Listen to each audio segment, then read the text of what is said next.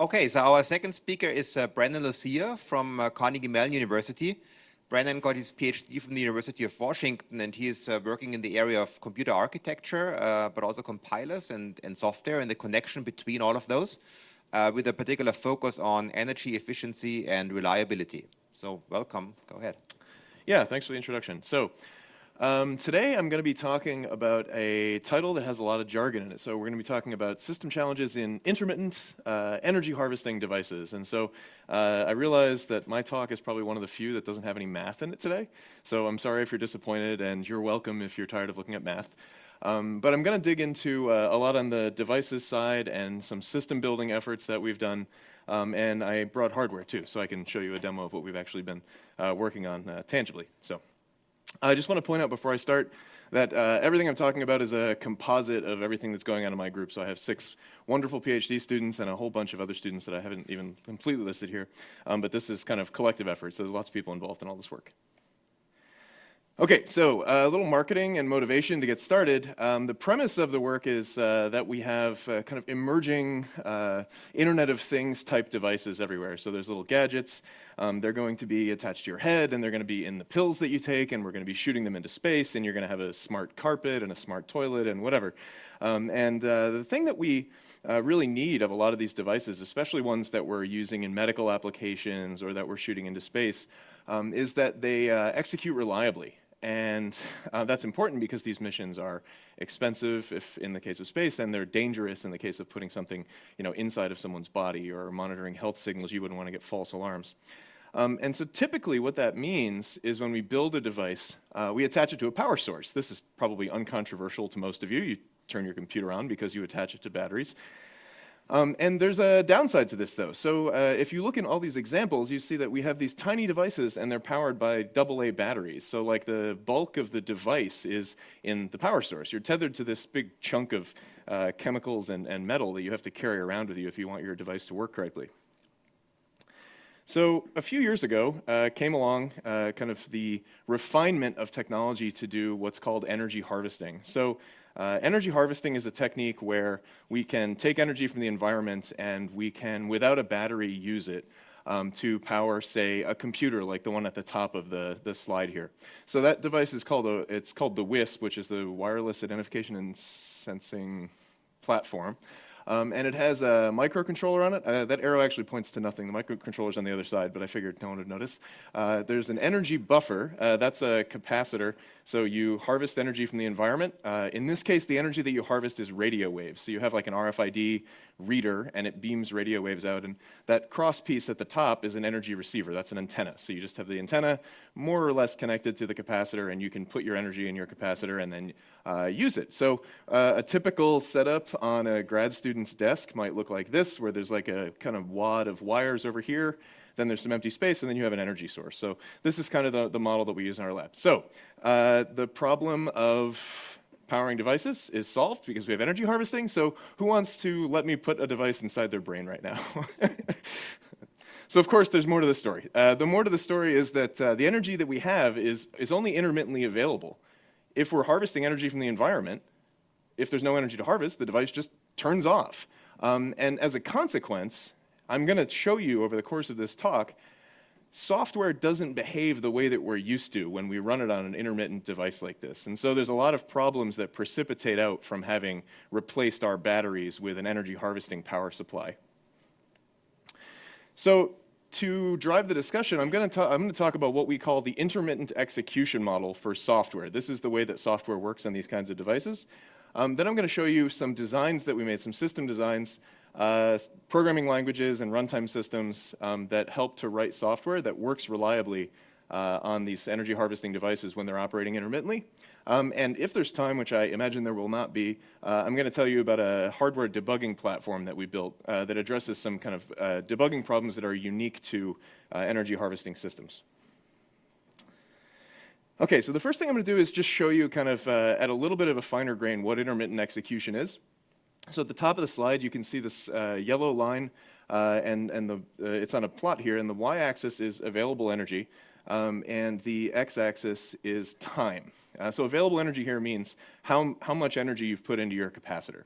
So you could think of this as capacitor voltage if that's easier. So in the beginning, you're charging up. Oh, and at the bottom here, you can see we have RF available. So the lightning bolt indicates when the power supply is turned on. So there's some energy in the environment. So in the beginning, we're charging up, but the device is dead. And then eventually, we're going to charge up enough that we hit this lifeline. And when we hit the lifeline, you can see that the line turned green, and that means that we're operating. But when we start operating, the amount of energy that we have available falls off precipitously because the rate of charge is very, very low. In fact, this curve doesn't exaggerate it enough. It's like 10 times or more the amount of time that it takes to charge versus the amount of time that it takes to consume all of the energy. So it depends on the system, but the constants can be even worse than that. So we very quickly consume all of our energy in usually milliseconds. And then we die. And so then we're crossing this death line. Eventually, the RF power turns back on. We charge up. We hit the lifeline again, and we can start operating. So we have this picture that is probably, if you're a software developer sitting there trying to make a system work, you don't really want to think about a continuously varying quantity like this. You have this energy going up and down. If you have to monitor it in your software or think about it when you're developing in your IDE, it's going to be complicated. So we came up with a way of abstracting this into something that's easier to think about. So really, the only thing that matters is that there are times when the thing turns off, and there are times when the thing is operating. So the red boxes are where we're in a reboot state, where we can't do any work, and the green boxes are where we can operate. And so we use that simple way of looking, this simple abstraction for the energy state of a system to develop what we call the intermittent execution model. And this was something that we pitched in a PLDI 2015 paper. In the intermittent execution model, you have periods of computing that are punctuated by these reboots. And our goal is to run programs that go longer than just one of these little green boxes.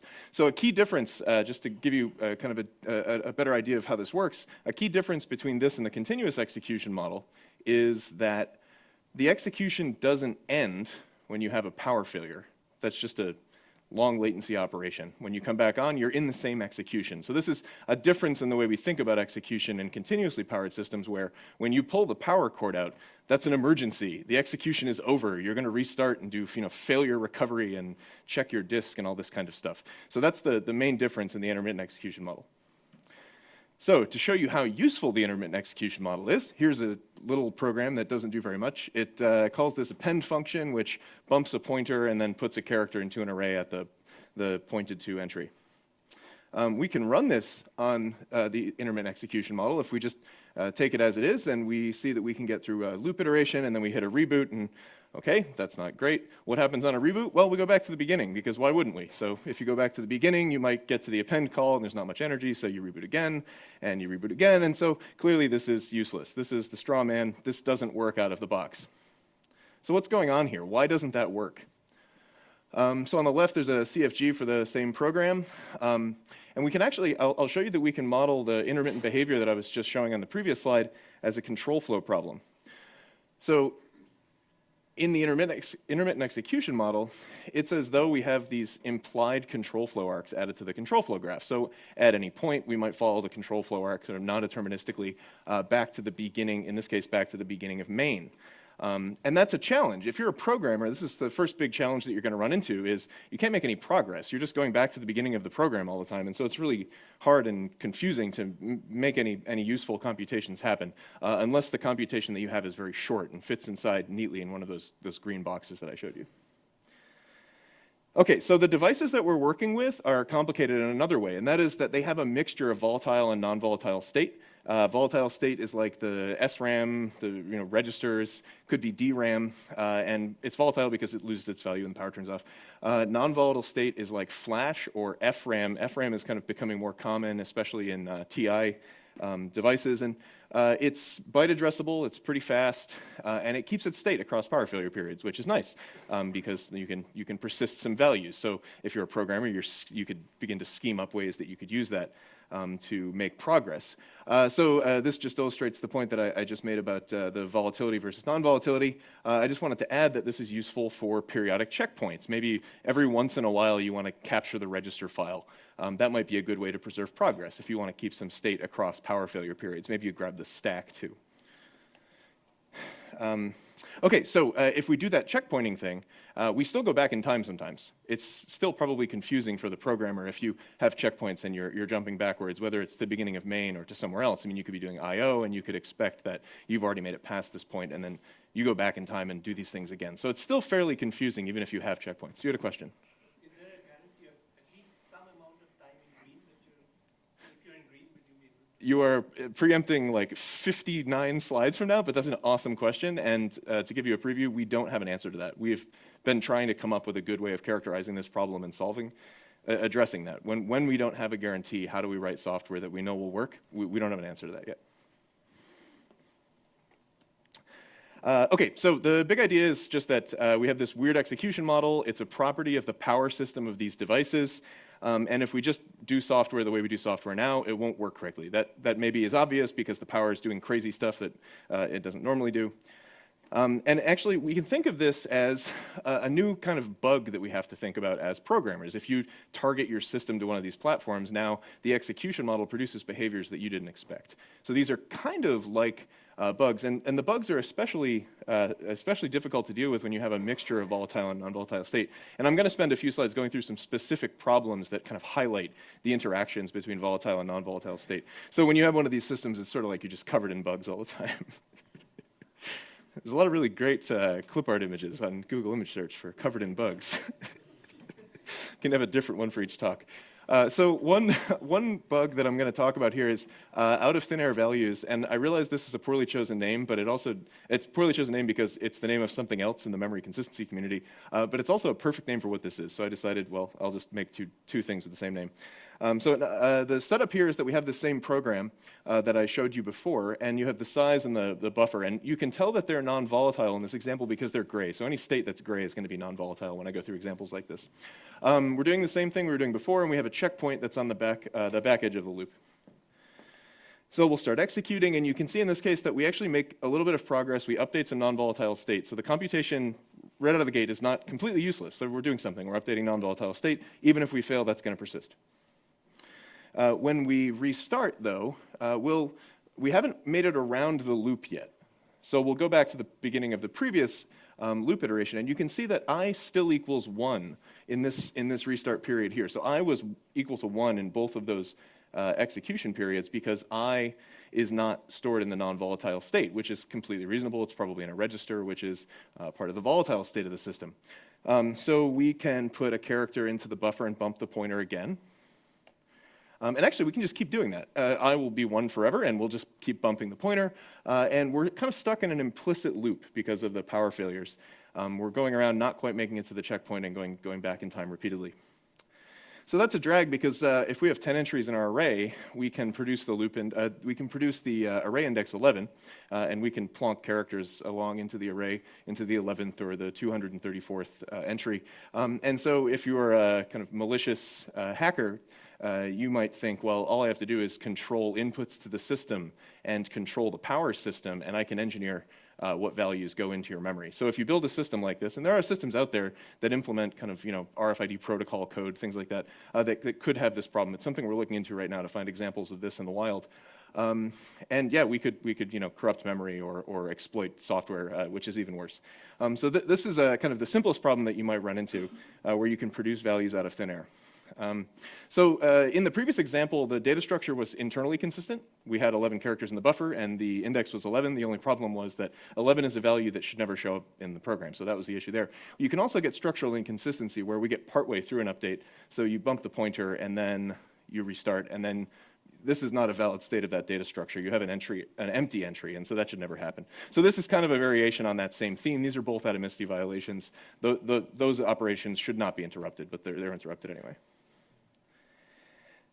So this is, okay, maybe it wasn't 59 slides, but this is another problem that you run into where your chunk of work that you're trying to do might be longer than you can support with the capacitor that you have on the board. So as a programmer, you have to think, I have 47 microfarads of capacitance. If I charge that to 2.4 volts, I should be able to run this loop 7 times.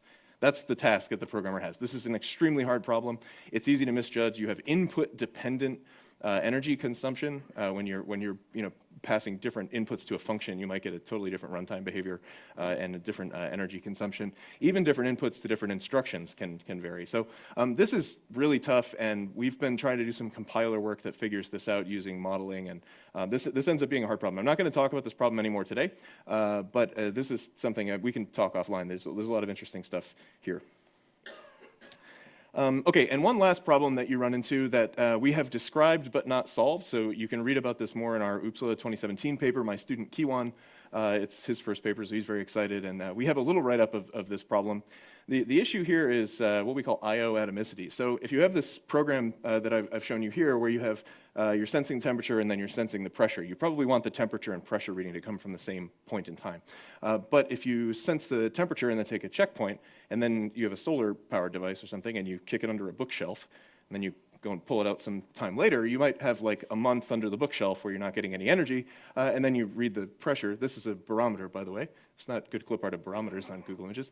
So you sense the pressure, and it's from a totally different point in time. And so the program is not doing a useful operation. You're getting two kind of inconsistent I/O results. So we don't have a solution for this either. There's some programming work by Josiah Hester that was trying to do what they call timely operations, but they require some additional hardware. So if you have an external hardware timer, you can actually make sure that this doesn't happen and you'll get fresh updates. But there's no solutions that exist to this problem that don't require extra hardware. Okay, so the systems are unreliable. We need to be able to kind of build reliable software systems on these flaky substrates, because the promise of these devices is that you get rid of the battery and you get rid of the tethered power supply. So you're all imaginative. I think you can probably come up with really cool things that you could do if you never had to worry about replacing a battery. So how did we do it? We did reliable intermittent execution with what we call task-based programming models. And I'm going to talk about what these task-based programming models are over the next few minutes. We have 3 that we've developed from, that should be 15, I think, from PLDI 2015, UPSLA 2016, and UPSLA 2017. The first one, we kind of didn't really know what we were doing, and then we kind of gradually figured out what we were doing, and so now we have all 3 of these systems available, and I'll show you where you can grab them and use them. So I'll tell you about each of these now kind of very briefly, because I have a lot of stuff that I want to get to, and I think I'm already halfway through the time I have here. Okay, so the first system is Dino. Dino is an acronym for Death is Not an Option, and it also gives us the ability to have a cute mascot. So in Dino, you have a program that looks like that one over there, and the way that you use Dino is to split your program up into tasks. So the way you break your program into tasks is just put a line of code at any point in your program that is a task boundary. And we have a runtime guarantee that I'll explain in a second that ensures that tasks execute atomically. So they have, all or kind of standard all or nothing semantics. So this, to a degree, this gets rid of the implicit control flow problem, because at least now you know that you go back to the originating task boundary of the task that you're currently executing. So this is somewhat of an improvement. You at least know where you're going to go. In contrast, if you have a periodic checkpointing system that's going to automatically insert checkpoints wherever it wants to, you have no idea where you're going to restart. So at least here you can say, I know that these I/O operations won't be spliced by a periodic checkpoint. So that's a benefit of the system here. The key to the atomicity guarantee is that we selectively checkpoint volatile state, which is register, file, and stack memory, and also some non-volatile state. And that might be unintuitive that we need to capture the non-volatile state, but I showed you the bugs that I just showed you before were because we had inconsistent values in the non-volatile state. So we can see pretty simply, this is just the use case for checkpointing. It's obvious that if we checkpoint and we include size and buffer in the checkpoint, when we restore size and buffer, and now that implicit loop goes away. The problem with the implicit loop goes away. We still go back and restart from loop iteration 1, but we have a consistent snapshot of non-volatile state. So this is not very complicated. This works, and hopefully it looks like it works. The question is, what do we need to include in that checkpoint? So now I think is a good time to give some historical context. There was a paper from 2010 or 11 that was called Mementos, and they had this idea that if you just capture the register file and the stack, then you're good to go. And that obviously doesn't work for the reason that I showed you before. And so this paper, they weren't trying to do anything with FRAM. They just didn't assume that you had that. But as soon as you go to a device that has a large byte addressable FRAM, this becomes problematic. So me and this guy, Ben Ransford, we wrote this Dino paper sort of as a response to this if you want to move to devices that have this more sophisticated memory system. Once you do that, though, then we need to decide what do we put into the checkpoints that we capture if we need to include part of the non-volatile memory. So on the left, you see we have this program with a task boundary, and we need to figure out what part of that array do we need to stash in the task, at the task boundary. So if we look at the control flow graph that we have here, we see that there is no data flow on non-volatile value around the red arc that's induced by the power failure at that point, back to the task boundary. Yep.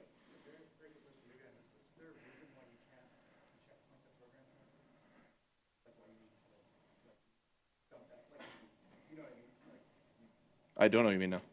You can jump back to the code point if you were before when this thing boots up again.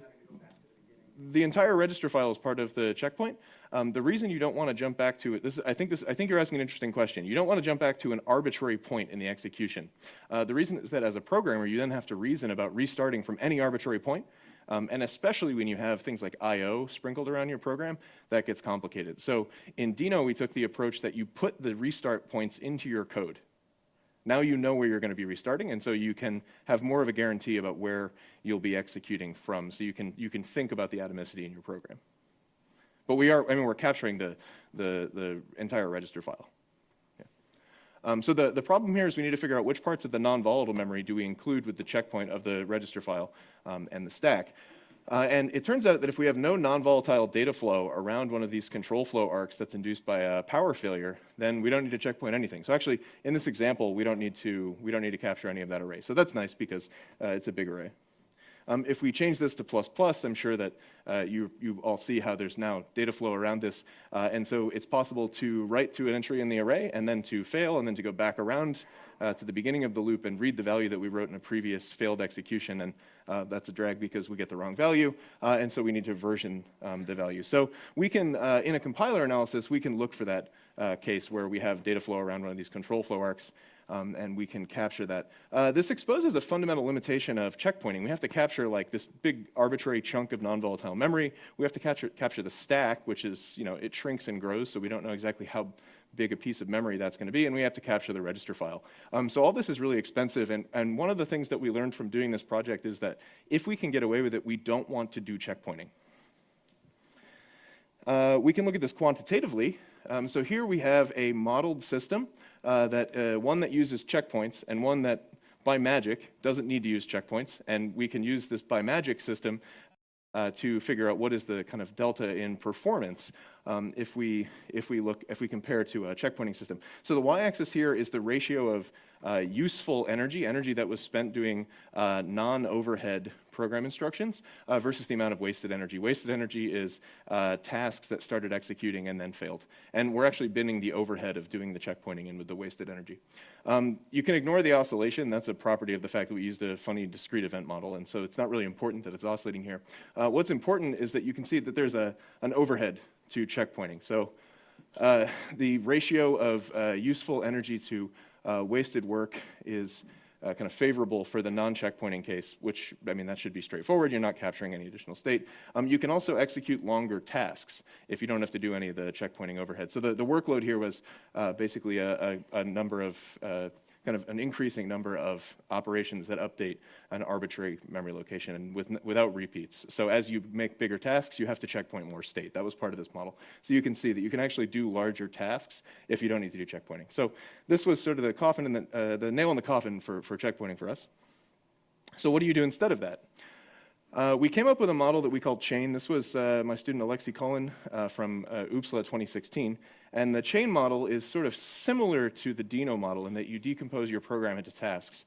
One of the big differences, though, is that a task is a function now. So a task is sort of a top-level function, and it's a function that is not allowed to have a caller. Instead, you designate one function as the sort of origin point for a program, and then tasks redirect control flow from one to the next using an explicit keyword that we added. So the programmer defines these tasks. This model has the same problem that you pointed out before. Like I said, we haven't solved that yet.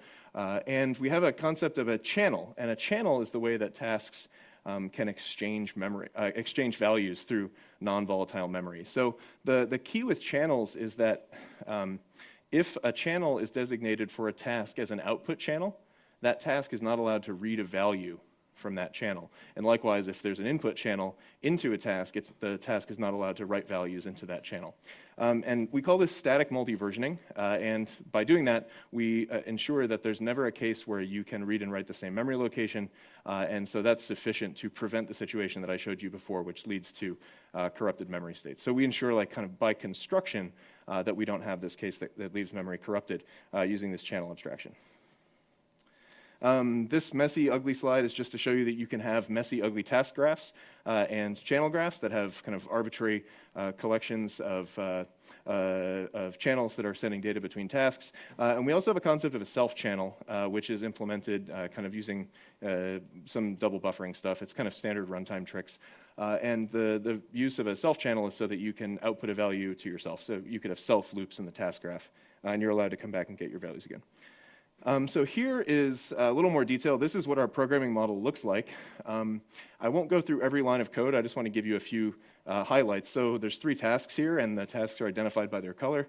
We have the sense task, the alert task, and the compare average task. So you can see in the sense task, we're getting a value from a sensor, and then we're sending it to the compare average task. And we're giving it the name capital S, and capital S in that channel gets the value of lowercase s. So that's kind of the basic syntax there. We have the next task keyword, which is just control flow from one task to another. It's fairly incontroversial. And then to channel in a value, it's sort of the symmetric case to the channel out case, where you say the name of the thing you want, and you can use it just as a value. That's the way you would kind of normally do that. And we have self-channels represented here. So the programming model is a little bit different. It's not totally straightforward when you first start writing this code, but we think it's an improvement because you don't have to deal with all the overhead that you deal with when you're using a system like Dino, which has checkpoints, where you have to do this extra work all the time. So we were still not satisfied, though, when we did chain. So we had another iteration that was called Alpaca. Alpaca is a tortured acronym, but I actually forgot what it was for, and so I can't tell you what it is. It's something with atomicity, though. So anyway, we have this new model that's called Alpaca. Has a collection of tasks in the same way that we had before, but we designate some variables as task shared variables.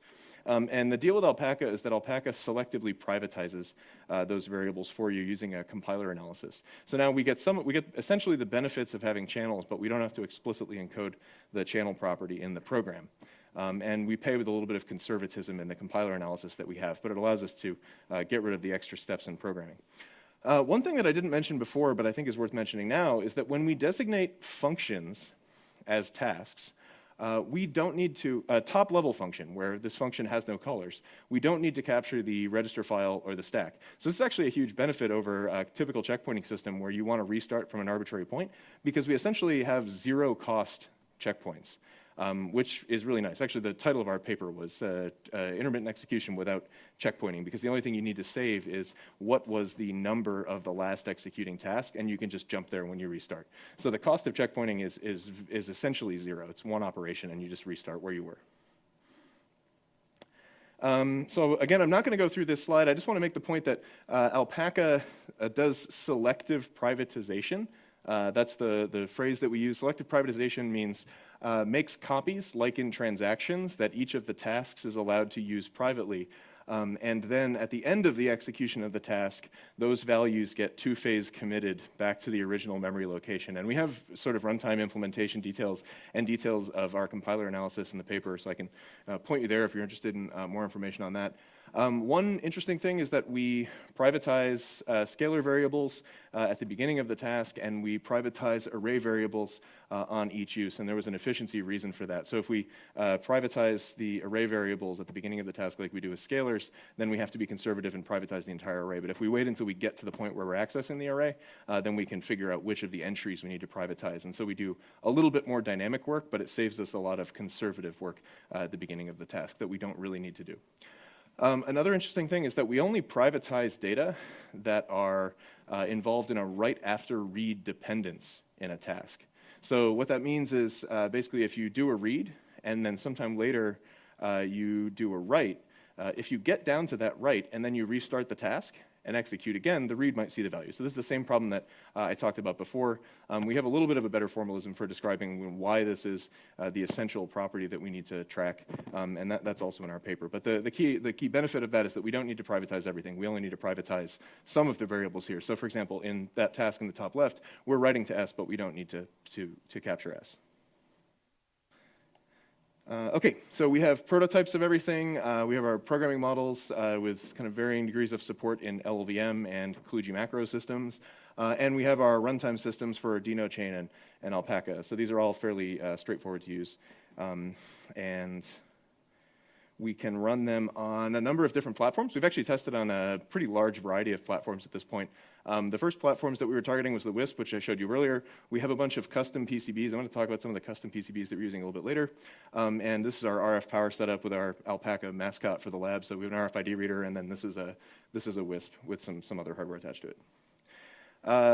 For applications, this is a little bit of an outdated list, but it gives you an idea of the kinds of things that we're looking at. So kind of natural user interfaces where the interaction with the device powers the device. Activity recognition, which is powered by like radio waves. We have kind of simple machine learning that does classification on accelerometer sensor data. And then some other applications that you might find like in cold chain equipment monitoring for food or vaccines or something like that. So the key result here, I'm going to show some results because this wouldn't be a good systems talk if it didn't have a bar plot in it, right? Then the key result is that these applications do not work if you don't use one of the systems that I just described or some other system. They all crash. So you can't just take these programs and run them on one of these devices without help. So here is kind of some performance numbers just to give you a relative comparison of the performance of Dino and Chain and Alpaca. You can see that this is clearly from the paper on Alpaca because Alpaca is the normalization and it sits at 1. And you can see that Dino and Chain both have higher overheads, and it's some cases Dino has a kind of pathological behavior, like in the case of RSA. It's dealing with a large array, so it's particularly inefficient. And in some cases, Chain has a higher overhead because you add more instructions to the instruction stream. So you have to actually do extra work because you have to do this explicit channeling. So there's some additional overhead because of that. Alpaca has sort of the benefit of both of them. It's using analysis like Dino is, and it's using static task definition like Chain is. And so we sort of got the best of both worlds in the Alpaca system, and you can see that in the performance that we have here. So by the way, I should have said this is runtime. Lower is better in this plot. We are not artifact evaluated because it turns out if you need weird custom hardware, it's really hard to get artifact evaluated. For all 3 of these papers, we were unable to get something through the process. And I ran the process for PLDI 2016, so I'm enthusiastic about artifact evaluation, but we do not have a badge. Instead, we have a bunch of stuff that you can use that we think is as good or better than what you would get from artifact evaluated work. You can download our 11 gigabyte VM, which has all 3 of these systems implemented, and it should be just kind of plug in and run if you have a TI microcontroller platform board. And if you're interested in what that means, I'm happy to talk afterwards to talk to you about how to get up and running. All our stuff's in GitHub publicly, so you can check it out there. And this is just a picture of code because I needed a third image for this slide. You can go to intermittent.systems. That's apparently how URLs look now. And you can check out our stuff. OK, cool. So I'm going to switch gears now. And I'm going to talk about some of our recent work on debugging intermittent systems. And so the stuff I'm going to talk about today is we think the first tool chain for kind of understanding and giving information about bugs in intermittent systems. And this section is going to kind of revisit some of the bugs that I looked at before, and then I'll tell you about some of the hardware work that we've been doing recently. Okay, so I showed you before that if we have intermittence bugs, we can end up with errors in our application. So remember that we have this out of thin air problem where the size and the buffer are consistent, but this is a value that should never be produced by this program. And the reason this happened kind of at a high level is that we were somewhere along this curve that I told you the programmer shouldn't have to think about. This is the energy availability curve here. And at some point there was a reboot, and then at some later point there was a manifestation of a bug. So this is where there was a software level failure. And there might be lots more power failures all over the place. I mean, the power fails every 10,000 cycles, for example, in the WISP device. So there's a lot of failures, and then at some point you just fail an assertion. Something doesn't work. This only happens when you're running on intermittent power, because these bugs are related to the power system behavior that I told you about before. So when we have a bug like this, how do we even start thinking about debugging a problem like this? Well, as a programmer, we need to figure out when things were happening along that power curve, and that's really hard to do. You need to think, well, okay, we were incrementing this here, and then we were kind of putting the character in the buffer, and then we must have had a failure because I reasoned we must have had a failure, and then we restarted and we did that again, and then we had this inconsistency thing. And by the way, that only happens on iteration 11. That's the only time that the assertion fails. So you have to be under kind of very specific conditions, and you have to have a lot of insight into how your program works. And this is a simple program. There's a lot of arrows in this diagram which make it messy, and this is a 4-line program. So the key is that we need to understand the correlation between events in the program and events that are happening in the power system, like power failures and reboots. So thank goodness, TI sells this little device here that kind of connects to like the WISP, say, and it can give you the ability to look into your device. Unfortunately, that device and all the other ones like it that are on the market either provide power to the device, or they assume that you've externally powered the device and don't work if you don't provide power to the device. So that's a drag, because the only time that this problem shows up is when you're running on intermittent power. So if you start powering the device, then obviously you won't see the behavior that you wanted to see, which is the crash, the inconsistent state that I described before. So if you like, you can get all these features, but not in the cases where you're executing where the bug will manifest. You can use instrumentation. Another idea might be to kind of plonk log statements all over, or use the kind of classic embedded systems trick of blink the LED or something when something bad happens. If you want to blink the LED, that's a 5 times current draw out of the capacitor, and so you have 10,000 cycles to begin with, so that reduces it to like 40 cycles, and then you're done. So don't do that if you're trying to solve this problem. You can do logging, but you have a total of 64K of memory in the entire system, and there's no disk or anything to go to. Transmitting logs off of the device is similar to the LED case, so you'll quickly fill up memory if you don't know what you're looking for. Some of the programs we're looking at, we can barely fit the static data structures and the code into the device. We're looking at some deep learning applications, and there's these big models, and you barely have enough memory to operate to begin with. So if you start doing logging, quickly the wheels fall off if you try to do any non-trivial logging. If you're wealthy, you can buy an oscilloscope. These can cost like 20 grand if you buy fancy ones. And these are okay, I guess. They give you some visibility into the power system state. You can see how the voltage on your cap changes, but you can't see when bugs happen. You don't get any external signals. So now you could like, okay, you're gonna flash the LED and then figure out what was the point in time when the oscilloscope said there was a failure, and you're gonna have some like Python scripting backend that you custom build so that you can see what was going on. So clearly this is not a great solution. I mean, this is an ingredient. We use these every day, but this doesn't really solve the problem if you're just thinking about software. So instead, we developed hardware. I have some hardware here. I bring it I actually don't know why. It's just a visual aid, like to prove that this is a real thing. And we have lots more of these. So if you're interested in getting your hands on one, we can chat about that afterwards too. The thing that I just showed you is the energy interference-free debugger, or EDB. And the way that EDB works is to give you all the benefits of assertions and breakpoints and tracing and things like that. Allows you to do the correlation between events in the program and events in the power trace, and it does it without interfering with the power state of the system. That's the key, is that we don't provide power, we don't draw power off, we're independently powered, and we're kind of designed from the circuits up to be electrically isolated from the target device, except when we want to probe important signals. That's the whole purpose of this, to be able to look into the device and see what's going on. And we can both monitor and manipulate state, and I'll talk about what manipulating state means as I go through the next few slides. So the simplest use case is to, you can see this is a photo of EDB. It's tacked on as a daughter board to a WISP device. So what's happening there is we have some signal lines attached to the power system and to the microcontroller and to some I/O ports on the WISP. And so when you run, you can snoop on the radio and see what radio signals are coming into the device. You can read the target energy level, so you can, this is something we've implemented actually as a library, you can just kind of get a trace of what the capacitor voltage was over time. And this is useful. Oh, and you can instrument your program with what we call watch points, which raise a very, very low power I/O signal to EDB. So when you pass one of these watch points, you know that that happens. So instead of using the LED, you can do the sensible thing and use one of these, and now you can correlate points in the energy trace, which I told you that we can collect with these watch points. So now you can actually build a plot that looks like this, that has these sort of important program events logged with energy state. You can also manipulate the energy state of the device.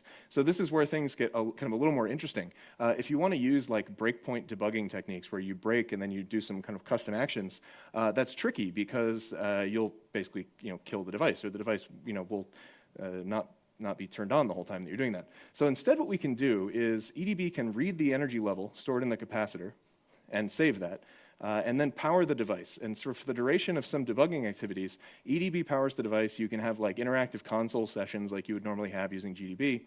And when you're done with your debugging session, EDB can reset the energy level to what it was. So it's essentially kind of what we call a compensating recharge. You compensate for the debugging actions, get the device back to the state that it was in before you started debugging, and then let it continue running. And if we did a perfect job of that, the device would never know that it was interrupted from a power perspective. And this, like I said, gives us the ability to do all these kind of nice debugging features that you need if you want to build real systems. Just to give you an idea of how this can be particularly useful, consistency checks can kill you. And we showed this in our paper that we wrote about EDB, which was ASPLOS last year. So the idea here is that you have a linked list, and you're going to insert an element. And then for each element, you just want to do the basic assertion that says that my next pointer points to a node that has its previous pointer pointing to me. So it's kind of a standard list assertion.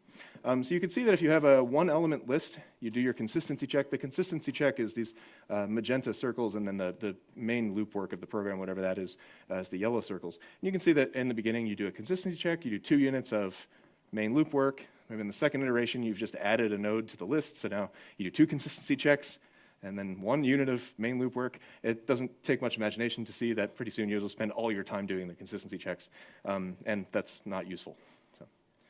So debugging gets even harder, right? So if you attach your device to EDB, EDB can power the device only for the part of the execution where you're doing the consistency check, so just the magenta part. So you see that the line has become flat there, and then it drops when you get it to the main loop work. And this allows you to basically do our kind of arbitrary consistency checking while you're running. And we have found this to be an incredibly useful feature of the system, because now we can flag these in real intermittent executions, and if one of them fails, we can actually capture the context in which the assertion failed, which is another thing that's really hard. If you have an assertion fail in an intermittent execution, the context for that assertion quickly goes away when the power turns off. So you lose all the state that you would need to do debugging anyway. So this also preserves the context, which is really important. How energy interference free is this device? Very is the answer to that. So when you're doing passive monitoring tasks, there's an energy interference of 0.2% of active power in the worst case. So there's a bunch of different factors. If you kind of put them all to their maximum, some were measured and some were theoretical, the worst case interference is 0.2%. So this is not much of an impact on the power system, and it's almost to the level of noise. Our compensating recharge we implemented with a hysteresis and software, and so we have a much bigger error here. It's 4.3% error in getting back to the energy level that we were at before we started doing some of these higher cost debugging activities. That's in a fairly small cap, and it's a pretty blunt edge to do a software hysteresis loop. We think that if we had a kind of hardware control circuit to do this instead, we'd be able to do it with a much lower error rate. But this is actually acceptable for a lot of the things that we've been doing anyway. You can integrate EDB with your device if you want to do a beta test. So this could be useful if you want to get some advanced diagnostics when you do an initial deployment before you build 100,000 devices. You want to figure out how does this small set of 100 of them work, and so you can integrate this, profiling, monitoring stuff into the device itself. And EDB can operate off of a battery, and your device can operate off of harvested energy, and you can use the battery to send radio packets to someone's cell phone and give them, real-time diagnostics or whatever. We have done that, and I'll show you in a second how we've done that. This is free and available, and we have hardware, and we'll ship you hardware if you're interested in working in this area. So again, intermittent.systems, and we can share all the resources that we have. So the last thing I want to show you, and this is just going to take 30 seconds, is this very exciting Slack message came in a little while ago. This was from my student Alexei Cullen. He's the guy that did the EDB work and worked on Chain. And these are pictures of some boards that he had finished up. And these boards are I have one of them in my hand. These are satellites that are going to be launched into low Earth orbit. And we've been working with the government and NASA and FCC to get approval for this. They're energy harvesting. You can see they have tiny, tiny solar panels. So these solar panels are so small, you can't run a microcontroller directly off of them. Instead, you need to kind of buffer up charge into a capacitor, and they only operate intermittently in the same way as if we were harvesting radio waves. So the way that this will work is these will go inside of a CubeSat. This is an artist's rendering. We haven't launched this yet, but this is how it's going to work, hopefully. They'll go inside a CubeSat, which is that kind of rectangular thing there, and there'll be a whole bunch of them. And they have these sort of antennas that act like a spring. So you coil the antennas around them and put them inside that shoebox thing, and then the shoebox goes into low Earth orbit, and then it opens up a door, and these all fling out into space. And we are running EDB. We have code that was written in Chain running on this device. And hopefully, if everything goes well, we are going to get a very low bandwidth signal back from orbit with EDB energy profiles collected from the actual kind of low Earth orbit environment. So we're really hopeful. We've been trying to do this for about 2 years, and there's a lot of like procedural barriers to launching anything into space, but we're pretty optimistic, and we think this is going to happen in probably the next 6 months. So really fun deployment to do work in this area too. So just to wrap up, I told you about the intermittent execution model. I hope I've convinced you all that this is an interesting, kind of maybe a little offbeat domain. I showed you some designs that we have for dealing with intermittence, the programming models, Dino, Chain, and Alpaca, and then I showed you how we developed a hardware-software platform called EDB that helps you debug programs running on intermittent execution. And again, I just want to reiterate, this was everyone in my lab. There's lots of people that have supported all this work, and it's been great working with such good students. So I'll take questions if there's any questions. Okay, thank you.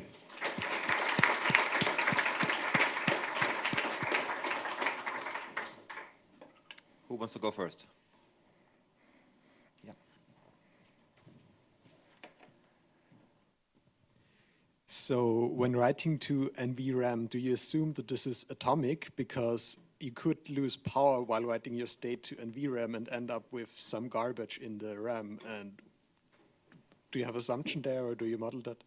Yeah, that's a really good question. So the question was basically, are we assuming that you can do atomic non-volatile memory writes? And we are. We're assuming that we have 1 byte atomicity. So that's all we're assuming, though. We're not assuming any kind of word granular stuff, and we're doing that with lots of kind of aggressive runtime tricks to make sure that everything commits atomically. So in double buffering and two-phase commit all over the place. If you don't have that assumption, if you don't have 1 byte atomicity, things get really weird. It gets really hard. I think it turns into like a Byzantine fault model instead of just being a kind of, fail-stop fault model, which is much harder to deal with. So I was wondering, like, how close this task-based model is to the streaming programming models, because if you see the tasks you had like this task, then the next is this, then this, and so on. So this reminds of like the, stream it and all this kind of programming like models. Silk and things like that. Yeah. So that's one question, and then the second question is, so I guess in the atomicity and noise concurrency literature, there was like this interesting work by Mandana and Frank Tipp, like back in the day, on instead of annotating the, splitting the control flow, just do it data-driven, just annotate the data that you care to be restored or approximated to the consistency levels you care about. So what do you think about this? The first question, let's say streaming first. Mm-hmm. Yeah, so the connection to streaming is there. I think the fact that we have like this high-level, task abstraction is nice. The similarities, I think, don't go very far, because I think a lot of the streaming work was targeting more kind of making efficient parallel systems and throughput-oriented computing. Here we're just trying to make basic progress guarantees, basic correctness guarantees. But yeah, I agree. There's some similarity just in the way that you would structure the code. Interestingly, you have the same problem that you have in the streaming models, where you have to decide what goes in which task. How do you decompose the program? And like I said before, that actually turns out to be a really hard problem that we haven't totally solved yet. So how to figure out how much work to put in each of the tasks. And then your second question was, what was it? Data-driven. Oh, data-driven. Yeah. So you're talking about auto locker? Is that the? No, it was another one. Anyway, you annotate your data with consistency levels. You say this data should be preserved, and this data can be lost maybe even in this setting. Okay, so I'm not sure exactly which paper you're talking about right now, but the connection is definitely there. So we think of this as in the same kind of intellectual track with work from University of Michigan, Tom Wenich working on memory persistency, which I think is great. And this is, in effect, this is a persistency model. And one of the things that we're looking at going forward is, I think, similar to what you're describing, which is to specify sort of a relaxed persistency model for these devices, especially when you have computations on data that don't have high precision requirements. So if it's okay if you have some messed up samples from your sensor or some inconsistent IOs or something like that, you could have a relaxed persistency model instead of this is a strict persistency model where we want to make sure that everything is correct and otherwise we don't let anything happen. This also does not have much of a memory hierarchy. So the memory hierarchy that we have is essentially flat. It's a flat unified address space of volatile and non-volatile memory. But it doesn't even have caches. Like these devices are that simple. There's no architecturally visible caches. And so then the reason that's important is that if you have a relaxed persistency model or you have the ability to relax the persistency model because of these lack of data constraints, you can play with the memory hierarchy to make things more efficient. And I think that that's where those annotations would be really valuable. Okay, more questions? I have a question about the debugging. It seems that some of the issues you described, you could also test and debug in a simulator, right? So why is it so critical that you can do it on the device, actually? Yeah, that's a good question. So right now I have a student that's looking into software tools. We're looking at symbolic execution and fuzzing and things like that, trying to see what works and what doesn't. And the first step that we had to take was just to kind of do an inventory and see like which techniques are useful and which ones don't produce, for example, don't produce representative executions. And we're just still in the early phases of that. This is a nice observation. One argument in favor of working on real hardware is that the result that you get can include interactions with real I/O devices. So a lot of these devices are driven by sensor data and with interactions over radio channels like backscatter, passive radio channels, or active radio channels. And when you have interactions like that, sometimes it's tough to figure out what's the problem if you don't have kind of realistic I/O interactions. So you could, of course, simulate, trace these or something, and run a profile through the device. But if you have a deployment environment where the thing actually fails, then catching this in a beta test is a great way to get kind of a realistic trace of what happened during the failure. Okay, well, thanks again. Yep, thanks.